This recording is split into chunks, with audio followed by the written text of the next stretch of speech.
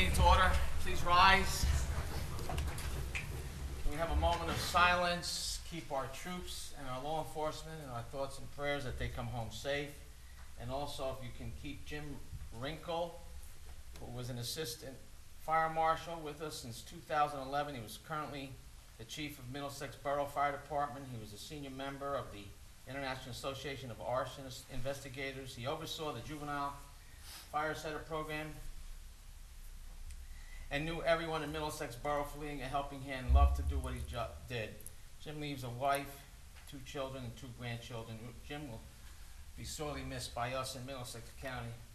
Please keep him and his family in your prayers. Thank you. Pledge? Pledge allegiance to the flag of the United States of America and to the republic for which it stands, one nation, under God, indivisible, with justice for all. The notice of this meeting pursuant to the Open Public Meetings Act, NJSA 10:4-10, has been complied with and shall be entered into the minutes of this meeting. Roll call. Freeholder Armwood. Here. Freeholder Kenny. Here. Freeholder Capel. Here. Freeholder Nara. Freeholder Tamaro. Here. Freeholder Valenti. Here. Freeholder Director Rios. Here. We have some recognitions. Yes, one recognition recognizing Pulaski Day and the honorees. Is there a motion to adopt? So moved. Second. Motion by Fielder Valente, seconded by Fielder Tamaro. Roll call. Freeholder Armwood. Yes. Freeholder Kenny. Yes. Freeholder Capel. Yes. Freeholder Tamaro. Yes. Freeholder Valenti. Yes. Freeholder Director Rios. Yes. Is there anyone here for that? No. No. Okay. Correspondence? Each freeholder has been provided with a list of correspondence received by the clerk's office since our last meeting. This correspondence will be kept on file in the office of the clerk of the board for reference. Is there a motion to accept the correspondence? So moved. Second. Motion by Fielder Valente, seconded by Fielder Tamaro. All in favor? Aye. Opposed? Motion carries. Minutes for approval. Board of Chosen Freeholders regular meeting, September 7, 2017, at 7 o'clock p.m. Is there a motion to approve the minutes? So moved. Second. Motion by Fielder Valente, seconded by Fielder Tamaro. Roll call. Freeholder Armwood. Yes. Freeholder Kenny. Yes. Freeholder Capel. Freeholder Tamaro. Yes. Freeholder Valenti. Yes. Freeholder Director Rios. Yes. Reports of freeholders. Freeholder Ken Armwood. Thank you, Freeholder Director. From Business Development and Education Department, the Office of Arts and History. Last weekend, a public archaeology program was conducted at the house site of Thomas Edison near his Menlo Park laboratory. The Edison family lived in the home from 1876 until the early 1800s. The house was destroyed by fire in the 1920s, and nothing remains above ground of the structure today. The public was able to witness history being uncovered as the archaeologists located the foundation of the Edison home along with artifacts from Edison's time, including pieces of a marble fireplace mantle, doorknobs, ceramics, and glassware. The items are currently being cataloged and will eventually go on display at East Jersey Old Town Village. A Revolutionary War encampment will be held October 7th and 8th from 10 a.m. to 4 p.m. at East Jersey Old Town Village, 1050 River Road in Piscataway. Watch the village come to life as Crown and Continental forces take over. Also enjoy blacksmithing, cooking, and pottery demonstrations, a military weapons tactical demonstration, and a People of the Brigade fashion show. Join us for 2 days of family fun events and children's activities. Text Culture to 56512 for a complete schedule. This event is free of charge. From the Office of Economic and Business Development, our business summit held on September 8th at the Rutgers Visitor Center was a rousing success, attracting 200 business owners, entrepreneurs, government officials, representatives from nonprofit organizations, and chambers of commerce. The summit introduced the Middlesex County Resource Partnership, a team of economic development professionals who discussed resources and services available to businesses in the county. It also featured a keynote speaker who discussed cybersecurity risks. The office will hold future summits and webinars to educate the business community on various topics and ways this partnership can help them. From the Rutgers Cooperative Extension of Middlesex County, come see what 4-H has to offer this Sunday, October 1st, from 1 to 4 p.m. at the 4-H Youth Development Open House. Every Friday and Saturday in October from 7 to 11 p.m., join us for the fun and scary 4-H haunted house and hayride. Tickets are $5 each or $8 for two. This is a fundraiser for the 4-H's holiday charitable event. Both events will be held at the 4-H Center, 645 Cranberry Road in East Brunswick. From the Middlesex County Office of Workforce Development, 170 job seekers attended the Office of Workers Development annual fall job fair held on September 14, 2017. 40 businesses participated, offering a wide range of in-demand occupation positions. Staff reviewed participants' resumes and offered guidance on career options and training that is available through our comprehensive one-stop centers in New Brunswick and Perth Amboy. Plans are now being finalized for a Veterans Job and Resource Fair, which will be held on Thursday, November 2nd at the Sayreville VFW from 10 a.m. to 1 p.m. This event will be open to veterans and their families seeking employment. In addition, many county offices will be participating, including Aging and Disabled, Human Services, and Veteran Services. This annual event is one of the ways that Middlesex County supports the men and women who have bravely served this country. For more information about the Office of Workforce Development and this event, text Workforce to 56512. And that concludes my report, other than to say let's keep all of our fellow Americans in Houston, the Gulf, the Caribbean in our prayers, and let's hope some help gets to them very soon. Thank you. Freeholder Charlie Kenny. Thank you, Freeholder Director. On our agenda, page 6, 17-1540, I just want to point out that's the county's continued work with the city of New Brunswick in regards to the Livingston Avenue road diet to help improve the safety and walking abilities along Livingston Avenue. And George, am I correct? Did we receive, or are we going to be receiving some funding from the NJTPA in regards to this project? Is that scheduled for 18 or 19? Do you know off the top of your head? Is that funding coming to us in 2018 or 2019? I don't remember exactly the schedule. 18.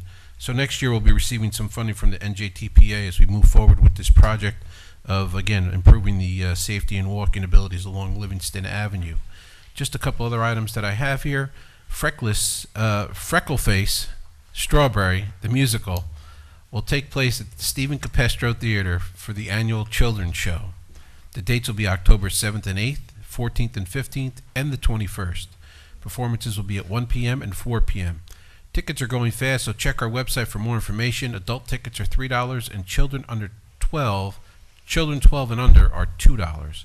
The Roosevelt Park Family Roller Skating Rink is open and will remain open until October 22nd. Hours are Friday and Saturday from 5 to 9 and Sunday from 3 to 7. For those who like warm weather, now is the time to get out there, that's for sure, and enjoy these beautiful nights roller skating under the stars. Hopefully it'll be a little bit cooler than it's been warm. But finally, we also have the National Public Lands Day is next Saturday, September 30th at the John A. Phillips Preserve, Maple Drive in Oldbridge from 9:30 a.m. till noon. Come join the Middlesex County Conservation Corps as we work to improve the parks and trails at the preserve. Volunteers interested in enjoying nature and being outdoors can pre-register for the event by visiting the Parks and Recreation page of the county website and clicking on Conservation Corps. At the conclusion of the event, consider staying to explore the 1,700 acres of the John A. Phillips Preserve. There are 6.5 miles of marked trails and 1.5 miles of self-guided nature trails with interpretive brochures available at the trailhead. Information about these events and other parks information can be found at the Middlesex County websites at the Parks and Recreation page. And the last item I have is this past Saturday, Freeholder Tamaro, myself, the mayor and council members in Jamesburg, and also some council members from Monroe got together at a park in Jamesburg, and it was a great thing where the county worked with the town to come up with a way to help improve the safety, the fall zones at the park that is down in Jamesburg. We were able to hook them up with our Conservation Corps to get volunteers and some equipment that they could use to rake the stuff out. They were able to get mulch and get stuff, get it laid out, and then we were able to get volunteers from the Bank of America to come out and spend a little bit of Saturday with us as we help to improve the fall zone for the kids that use this park. So it's always great when different branches of government, different levels of government come together and work together to improve the lives of our residents. And that's all I have, Director. Thank you. Thank you. Freeholder Leslie Koppel. Thank you, Freeholder Director. Over the last 4 years, the County Finance Department has been continuously working toward increasing productivity, efficiency, and savings for the Middlesex County taxpayers. We've been accomplishing this by introducing the newest and most comprehensive technology into our operations by replacing legacy data systems and manual processes. During these 4 years, we have successfully implemented the following technological improvements: payroll HR system, debt services management system, Easy Pay initiative, which was automated credit card payment, check scanning, cash receipts, and will soon introduce online payments to the county residents, utility payments automation, and interactive online vendor portal. This tremendous leap in business intelligence has accumulated with the upgrade of the county's 20-year-old financial system, the heart of our operations. On April 19th of this year, the Finance Department kicked off the implementation of the state-of-the-art One Solution Financial Enterprise software.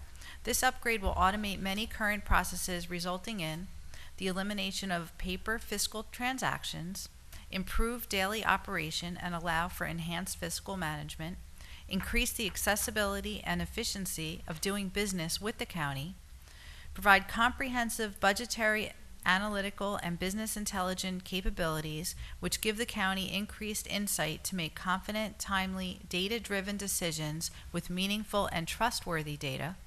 Reporting capabilities will allow for faster turnaround time for required reports and for public information requests, enhancing transparency. And finally, this system can be run securely across many device platforms, allowing for off-site accessibility for different purposes, which ensure that there will be no halt in operations for any reason. Above all of the aforementioned benefits, the most impactful is the immediate savings of $500,000 that would have otherwise been required to replace the IBM AS400 server the current financial legacy system operates on. Had we not migrated to the new financial system, this major expenditure would have had to occur in the next 6 months. As of tonight, I am happy to report that this project is on schedule to go live January 1st, 2018, and is progressing under budget. That concludes my report, Freeholder Director. Thank you. Thank Freeholder you. Deputy Director Charlie Tamaro. Thank you, Director. On Friday, September 22nd, my family and I were honored to attend the dedication of the Emergency Department Patient Arrival Pavilion at JFK Medical Center in honor of my father-in-law, Dr. Thomas Paternity. And Director Rios was also in attendance. Doc was a long-time member of JFK Medical Dental staff. In fact, he was on the dental staff when the hospital opened in 1967. He dedicated so much of his time to helping the hospital grow into what it is today, and was known for treating patients on limited resources without charge.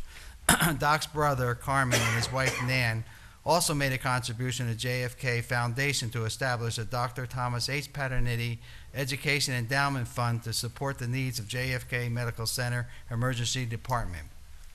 In addition to his medical career, Doc served twice as Edison mayor, 12 years in the New Jersey legislature, representing the 18th district as a state senator and assemblyman.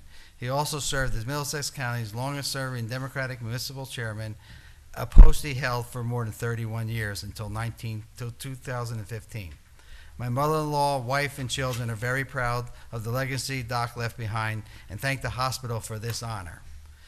The MCIA golf outing was yesterday, September 27th. The Friends of Middlesex County Charity Golf Classic was held at County's Tamarack Golf Course in East Brunswick. 160 golfers enjoyed a beautiful day of playing in the newly renovated greens. They raised $20,000. $15,000 of the proceeds were donated to the Cerebral Palsy Association of Middlesex County, $2,500 to the Middlesex County College Veteran Service Program, and $2,500 to Feeding Middlesex County, the newly formed nonprofit organization to support McFoods, the county's food bank. I want to thank all those who worked so hard to make this event a success, and those who participated or even made donations to the cause.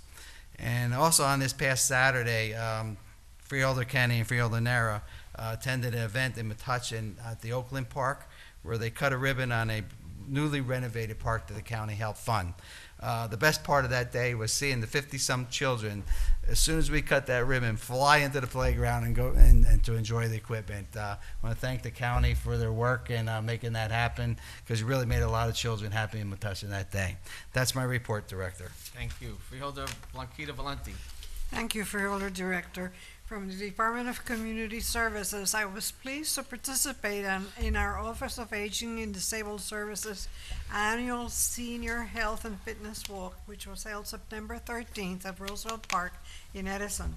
More than 600 older adults from throughout the county came out on a picture-perfect day to take steps to improve their health. I want to thank everyone who worked on the event, starting with the staff from the county's Office of Aging and Disabled Services and the municipal senior centers. A special thank you as well to the local partners who shared information and engaged the seniors in health-related activities. A great time was had by everyone who attended. I also want to highlight the Middlesex County Conference on Mental Health and Addiction Recovery, which was held today in recognition of National Recovery Month. Attendance for the event was at capacity. Recognition that recovery in all its forms is possible, and with effective prevention, treatment, and recovery support services for those in need. Thank you to the Office of Middlesex County Office of Human Services and its partners, Wellspring Center for Prevention, the Governor's Council on Alcoholism and Drug Abuse, and the Alliance to Prevent Alcoholism and Drug Abuse for their leadership in sponsoring this event. I also attended at Community Civic Center in New Brunswick a breakfast to build a thriving New Jersey. For over 30 years, local and county governments, community developers, and private sector partners have worked with the state of New Jersey to provide the homes and services our residents need, generating over $500 million annually for New Jersey's economy. Over the last decade, however, state support for those investments has been diverted or abandoned, limiting what is possible for a robust industry to produce.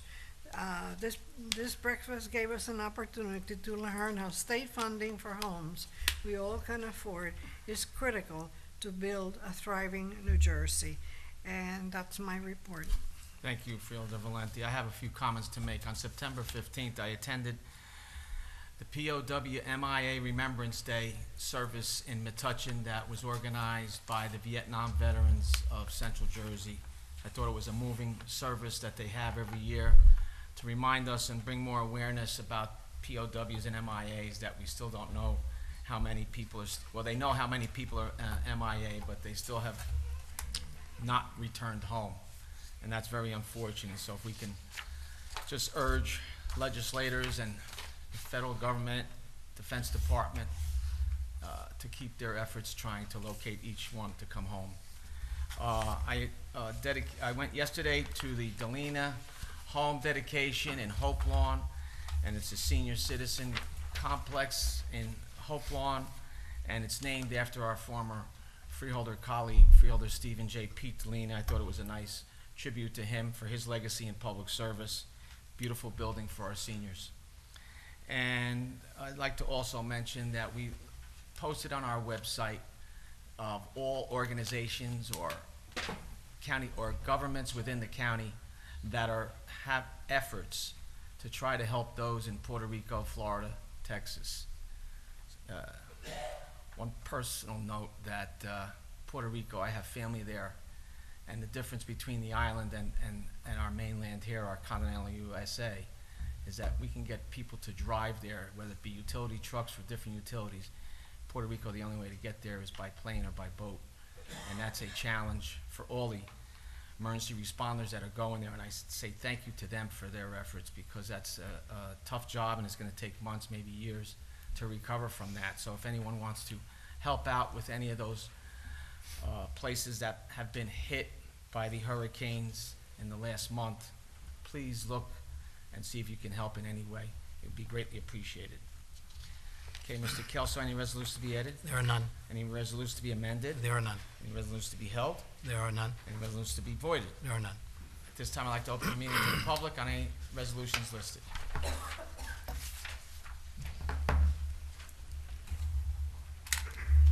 Please state your name and address, and you have 5 minutes. Good evening, Freeholders. Charles Cradaville from New Brunswick. I'm the editor of community newspaper, New Brunswick Today. I appreciate the update on the New Brunswick Livingston Avenue situation.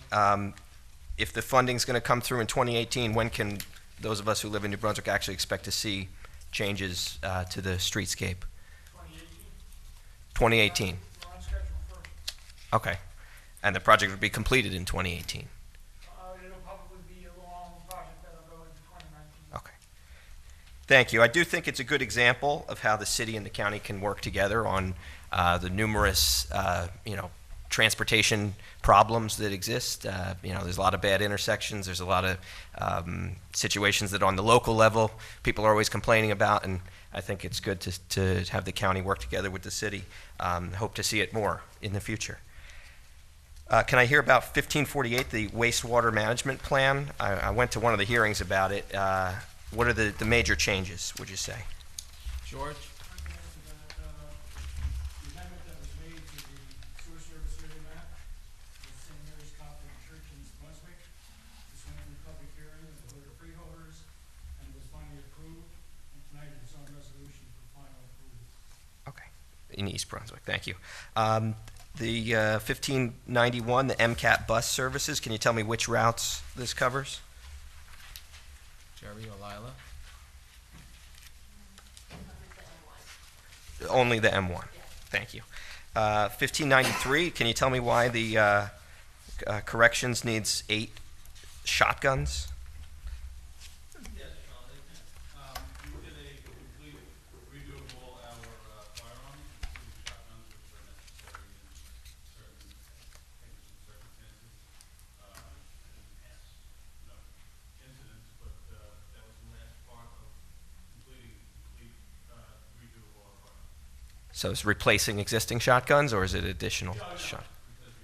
Okay, and have they ever been fired? Not during my time. Okay.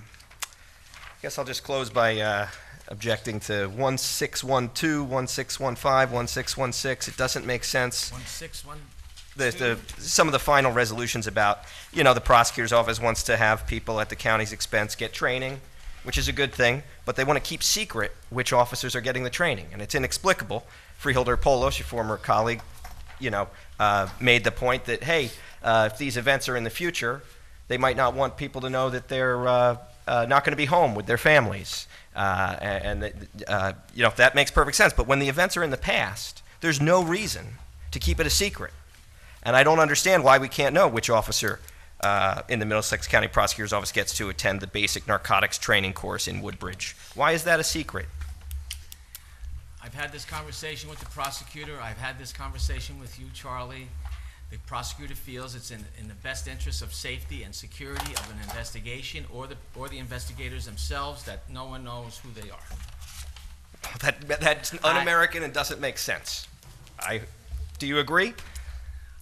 The prosecutor feels that it's in the best interest of security for the investigations in the future or past investigations and for the security of the investigators. And if the prosecutor is more of a law enforcement person than I am, and he has advice and consent or support from his investigators and his administration, so I have to take that for face value and believe that he's right there. Okay, so respectfully, your feeling is the same as the prosecutor's. I'm going to support these resolutions.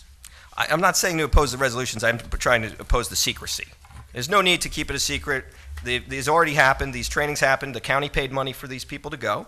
And, it's we have a right to know which officers are getting the training. Indeed, we're helping their careers, and they may move on to other places and use this as something to benefit them. And we should know which officers are getting the training, which officers have what expertise, so that the public can make informed judgments about which officers are getting which assignments and which officers are doing what work and assigned to what cases. It doesn't make sense to keep it a secret after the fact. The training's been done. The bills, you paid for it. We paid for it. I think we have a right to know. That's all. Thank you. Anyone else from the public? Move to close the public portion. Second. Motion to close by Fielder Tamaro, second by Fielder Valente. All in favor? Aye. Opposed? Motion carries. Okay, Mr. Kelso? And I don't believe anyone needs to remove any resolutions this evening. No. Okay. Then Freeholder Director, a motion would then be in order to adopt a consent agenda consisting of resolution number 17-1508 through resolution 17-1616. Is there a motion? Motion. Second. Motion by Fielder Valente, second by Fielder Tamaro. Roll call. Freeholder Armwood? Yes. Freeholder Kenny? Freeholder Coppel? Freeholder Tamaro? Yes. Freeholder Valenti? Yes. Freeholder Director Rios? Yes. This time, I'd like to open up the meeting to the public. Anyone have any comments? Please step up to the microphone, state your name and address, and you have 5 minutes.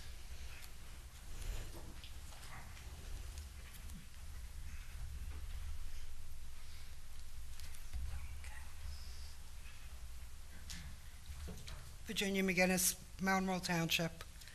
I'm just curious, does anybody know who's investigating animal cruelty complaints in Middlesex County?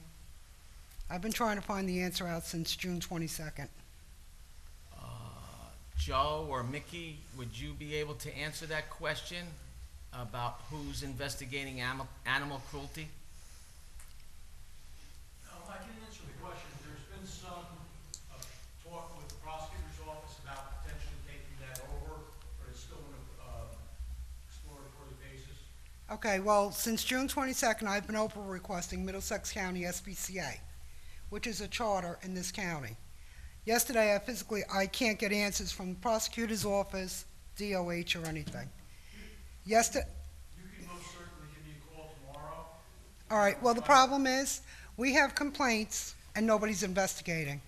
Animal cruelty and neglect complaints. Nobody. It's not a county responsibility to do that. It's the state SPCA, but they might be bringing that down to the county level. So I would have to explore Okay. a little bit more and get back to you. All right, well, I've been trying to find out since June. From what I understand, and I spoke to Freeholder tomorrow on this back in June, the NJSPCA has been banned by the prosecutor's office from investigating. So therefore, no complaints are being investigated since June. No complaints. This is a concern. We as a county have a problem with animals. And I'll just name a couple. Helmetta Regional Animal Shelter. Just Pups. Fancy Pups. We're failing big time. And now we're not investigating cruelty and neglect complaints? But those are governed by the state, aren't they, Joe? Right now, the state SPCA handles that, but there's some talking about the counties taking over that. So this is not finalized yet. What I'm trying to tell you, the state SPCA is saying they're banned from this county By whom? I don't know. by the prosecutor? prosecutor's office. Well, I kind of find that hard to believe, but all I'm going to say is at this point, I think the best is if, Joe, you can reach the prosecutor tomorrow and follow up on this and get her name and number. Please. Now, the next thing I would like to say, again, I'm going back to animals because I'm an animal person, and we all know that. There are 2 municipal shelters in this county that are not in compliance with law. And yet the health department keeps giving them a satisfactory inspection. And when I say they're not in compliance with law, is they do not have an isolation area. Now, I've notified your Director of Health last year. I just recently wrote to the State Department of Health, who requested that he investigate this. Why are we letting shelters not comply with law, yet our inspectors are giving them satisfactory inspections? An isolation area is extremely necessary, extremely, because of zoonotic disease. And with the amount of dogs we have coming in from other states that carry communicable diseases, and they end up in our shelter system somehow, we're putting all our animals at risk as well as humans. And I think it's time we stepped up as a county and looked into probably building a county shelter or taking over Helmetta. That would be my ideal solution. I'm sure, but that's.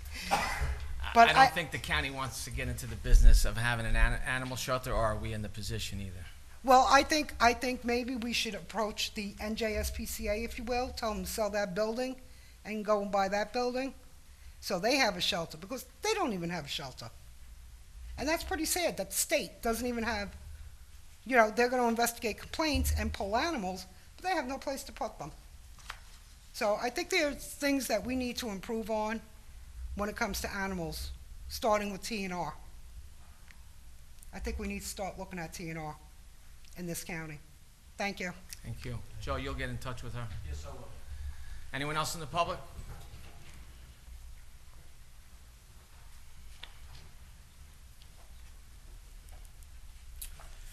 Good evening, Freeholders.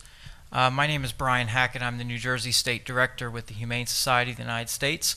I actually came here tonight to speak about a different issue, but before I get to that, I would say that I've had our members who are Middlesex County residents have serious concerns about what Virginia raised this evening. I understand there may be some framework that's the county is looking at with the state in some way, but in the meantime, there's still a concern about these cruelty complaints being investigated, especially in a county as large as Middlesex County, geographically and population-wise. So certainly something I've been hearing about as well from our members here in the county. As a former resident of Middlesex County, born and raised here, I just recently moved to Burlington County. And last night, I had the pleasure of speaking at the Freeholder meeting there, and Burlington County became the 5th county in the state of New Jersey to officially endorse and support humane community cat management through trap, neuter, vaccinate, and return. And the reason I bring this up here, being a former county resident, seeing the need for it, caring a lot about the county, and seeing how successful it's been in so many other places, and seeing, by the way, that there's only 2 municipal shelters in the county.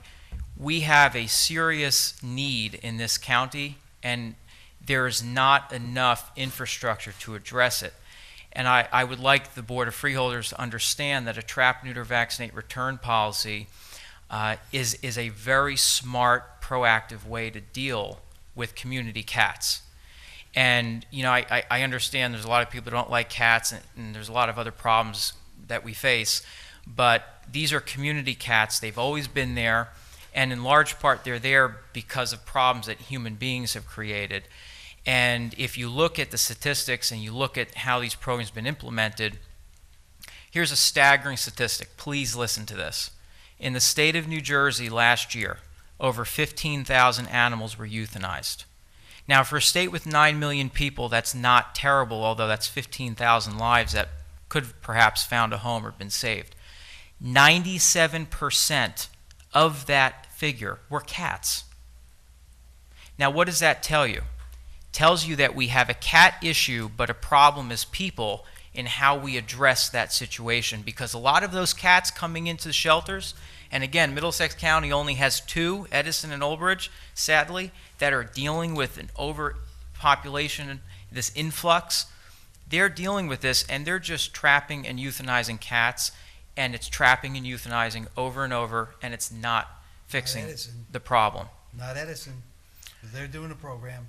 Well, Edison, Catching and spaying and yes, neutering. yes, that's good. I'm glad they do, Okay. and Not they have a Edison. great group of people Yes, they there. do. But we're talking about 24 other towns. Old Bridge just passed a TNR resolution, but we worked with them on that. We're very happy that they did. But there's still 23 other towns and a lot of other cats being taken in.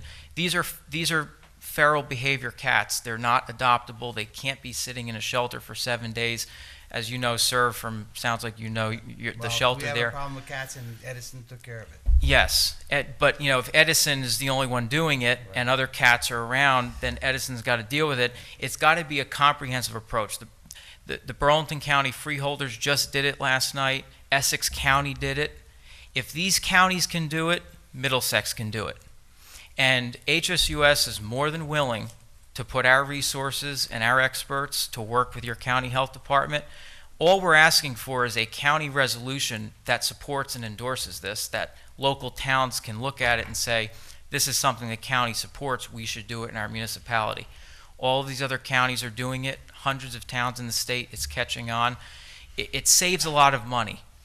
If you look at places where this was done, we're in a time of crunch budgets, you know, increasing taxes, everything, a lot of expenditures happening, a lot of needs. We saved one town nearly $50,000 in 7 months. It's a truly beneficial, proactive, good program, and I'd hope the county would look into it. And lastly, I want to close on another hopeful, positive note. Freeholder Rios, pardon my appearance tonight. HSUS is working with the government of Puerto Rico to address the humanitarian crisis there, which also affects people and their animals. We will be working with some of That's time. To conclude my remarks, we'll be working with some of the highest need shelters in Puerto Rico starting tomorrow, and St. Hubert's and Morristown will be a hub for these animals coming in from Puerto Rico, which will be distributed to shelters that have space in other states to take them. It's a big humanitarian effort for Puerto Rico, so thank you for mentioning that.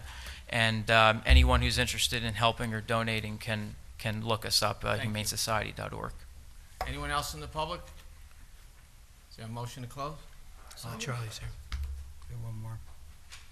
Better hurry up before we motion second. We could beat you to the clock, Charlie. Thanks. Thank you, Freeholders. It's good to see you. I thank you for, first of all, I love cats, and I think it's an issue. There is an issue, and it needs to be looked at in a smart way, a comprehensive way. Second, I think people need to do all they can to help our brothers and sisters in Puerto Rico, and I was glad to hear that there's something on the county website that can direct people in the right direction, and I hope that our newspaper will work to share that with people. I'm disappointed to see nothing from the sheriff about the many scandals in her department. I gave you guys a meeting off. I didn't come to the last meeting. I watched it. I didn't see any sheriff talk or sheriff appearance here, and I don't see it here tonight either. But I guess we can't expect anything from somebody like the sheriff, because the Middlesex County prosecutor also behaves in the same way, doesn't come to these meetings. And not only did he repeatedly fail to comply with the state financial disclosure requirements, but he also needs to answer for this. And I'm going to give you guys a copy. Should have enough for everybody. This is the write-up that I found on the internet about the false statement made regarding the death of Daniel Nagahama of Edison. He died on June 2nd. But you'll notice at the very bottom of this report, it notes that the press release had a false statement. The press release said that they hadn't used force, but indeed the use of force reports indicate they used a chemical or natural agent during their encounter. And so I think the public deserves an answer. Why did the Middlesex County Prosecutor's Office lie and put out a false statement? Is that why James O'Neill is no longer with the prosecutor's office? I can't answer why he left. I don't know. Okay. Well, I think it would be cause for him to have left, but I want to know when the prosecutor's office is going to correct the record, because when we run a newspaper, when we get something wrong, we correct it. We admit it. We correct the record. If anybody has corrections, feel free to share them with us, and we will get the word out. But the prosecutor's office needs to hold themselves to at least that standard, and they are not. I would like to follow up about some of these scandals. There's nothing about the undersheriff. I guess I'm going to have to go to Somerset County and get a copy of that warrant myself. Who's the chief warrant officer right now? For the sheriff's office? Yeah. It's still Candace Burgess. Okay. How How about the March 31st incident at the courthouse? Was any investigating done into that? I can't answer that, I don't know. Okay, it's come up at this microphone many times, and, you know, It's not our job to investigate the sheriff or the prosecutor as freeholders. That doesn't come within the realm of our responsibility. If you have a problem with the sheriff or the prosecutor, the only thing I could suggest to you is, and I think I mentioned this in the past, that you would go see the state attorney general. I would imagine that would be the person.